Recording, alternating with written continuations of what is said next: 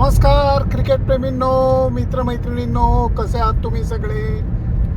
या दृश्याकडे बघून तुम्हाला वाटेल की लेले परत कुठं भटकायला निघाले, परंतु नाही. अमेरिकेचा दौरा करून अगदी एकच दिवस घरी थांबून मी परत उड्डाण केलेलं आहे. आणि त्याचं कारण असं आहे की मी श्रीलंकेला आलेलो आहे. पहिला कसोटी सामना गॉलला होणार आहे, त्यामुळे गॉलच्या रस्त्यावरती मी कोलंबोहून गॉलला जायचा रस्ता आणि आजूबाजूचा परिसर हा असा आहे, हिरवागार. त्यामुळे आता गॉलला जाऊन पुढची बित्तम बातमी तुम्हाला देतोय.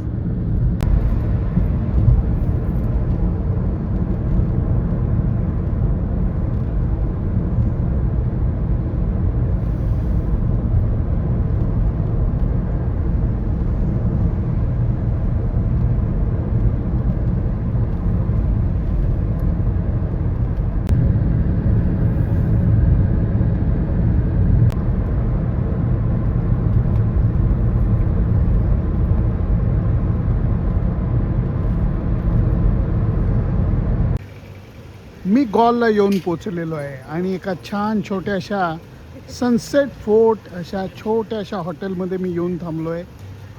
ही गल्ली अशी दिसते आणि आता जरा समुद्रावर चक्कर मारूया, कारण गाज ज्याला म्हणतात, समुद्राचा आवाज, तो मला ऐकू येतोय. बघू समुद्र किती जवळ आहे.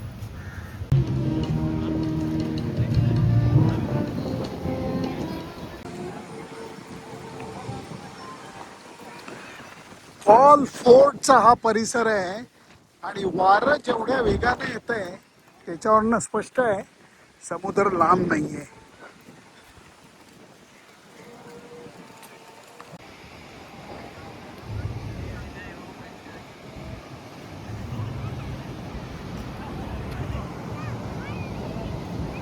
काय दृश्य आहे बघा गॉलच्या समुद्राचं, अथांग. वा वा वा, आठवडाभर इथं राहायला फार मजा येणार आहे. आता जरा क्रिकेटबद्दल बोलूया.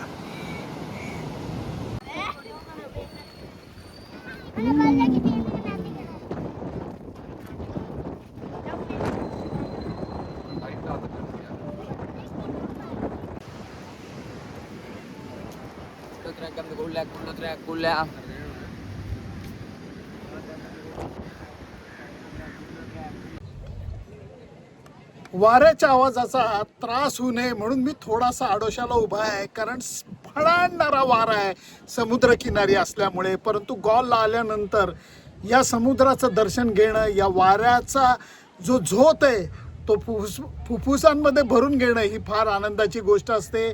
मित्रांनो, मैत्रिणींनो, परदेशात येऊन कसोटी सामना कव्हर करण्याचं सुख मी परत एकदा अनुभवणार आहे. पहिला सामना गॉलच्या मैदानावरती होणार आहे, दुसरा सामना प्रेमदासा म्हणजे कोलंबोच्या मैदानावरती होणार आहे. या दोन्ही सामन्यांचं महत्त्व खूप आहे.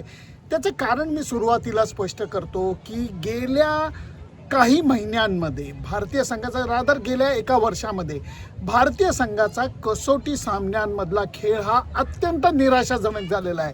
न्यूझीलंड विरुद्ध आपण 3-0 मालिका गमावली आणि त्याचबरोबर दक्षिण आफ्रिकेविरुद्ध सुद्धा आपल्याला सपाटून पराभवाचा सामना करायला लागला. गेल्या वर्षी झालेल्या इंग्लंड विरुद्धच्या मालिकेमध्ये 2-2 बरोबरी केली. ही जर का एक सकारात्मक गोष्ट सोडली तर मी म्हणतो की भारतीय संघाचा कसोटी सामन्यातला खेळ हा खराब राहिलेला आहे. आणि त्यामुळेच जो भारतीय संघ 2 वेळा वर्ल्ड टेस्ट चॅम्पियनशिपची फायनल खेळला तो या सायकलमध्ये वर्ल्ड टेस्ट चॅम्पियनशिपच्या फायनलपासनं प्रचंड दूर आहे.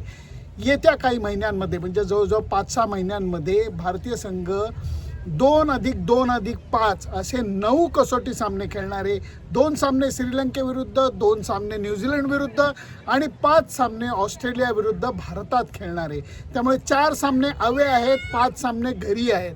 या 9 सामन्यांमध्ये कमीत कमी 6 सामन्यांमध्ये भारतीय संघाने विजय मिळवला तर जे दूर दिसणारं आव्हान आहे वर्ल्ड टेस्ट चॅम्पियनशिपची फायनल खेळण्याचं ते कदाचित दिसायला लागेल, पण दिल्ली अभी बहुत दूर आहे असं म्हणावंसं वाटतं.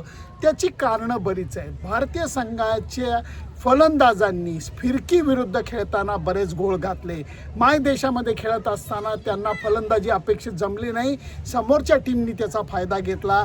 श्रीलंकेविरुद्ध सामना खेळत असताना एका गोष्टीचा थोडा ॲडव्हान्टेज आहे, ते म्हणजे कुशल मेंडिस आणि पथुम निसंका दुखापतीमुळे खेळणार नाही आहेत. श्रीलंकन संघाचे हे दोन तगडे फलंदाज मानले जातात.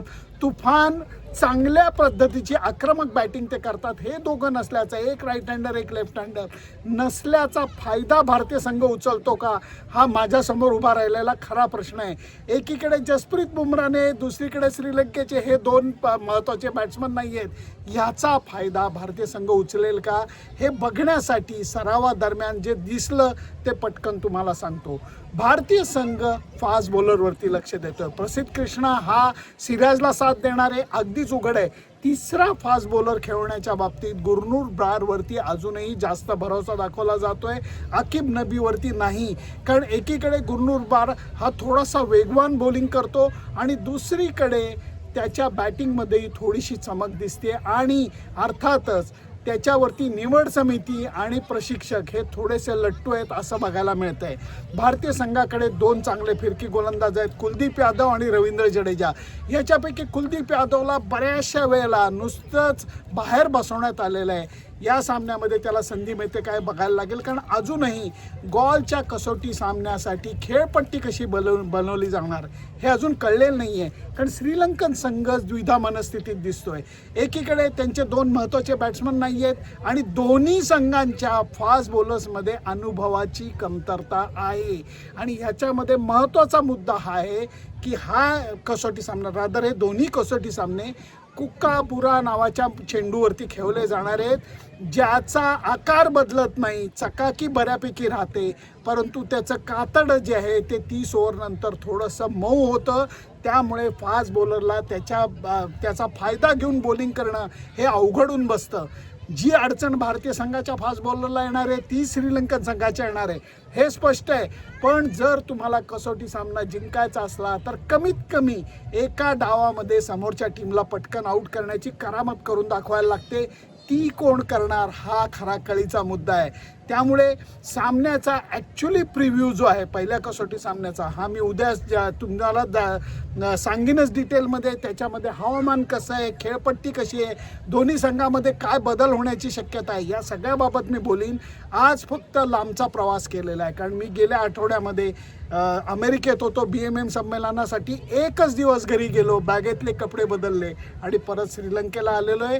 त्यामुळे लक्ष आता उद्या जास्त मैदानावरती जाणार आहे. आज जस्ट मला सरावाचा अगदी थोडासा काळ बघता आला आणि गॉलला येऊन परिस्थितीचा आढावा थोडासा घेता आला, म्हणून तुम्हाला थोडासा प्रवास आणि त्याच्याचबरोबर थोडं क्रिकेट असा हा अहवाल सादर केलेला आहे.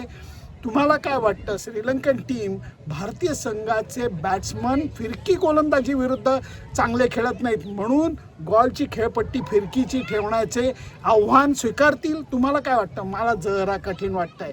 त्यांच्या फलंदाजीमध्ये अनुभवाची कमतरता असल्याने पहिल्या कसोटी सामन्याला कदाचित सावध पवित्र्याची खेळपट्टी असेल असा माझा अंदाज आहे.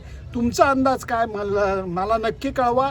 फक्त त्याच्याकरता माझं फेसबुक पेज, इंस्टाग्राम अकाउंट आणि यूट्यूब चॅनल लाईक, शेअर आणि सबस्क्राईब करायला विसरू नका. प्रिव्ह्यूसाठी आता उद्या भेटूया. Bye bye.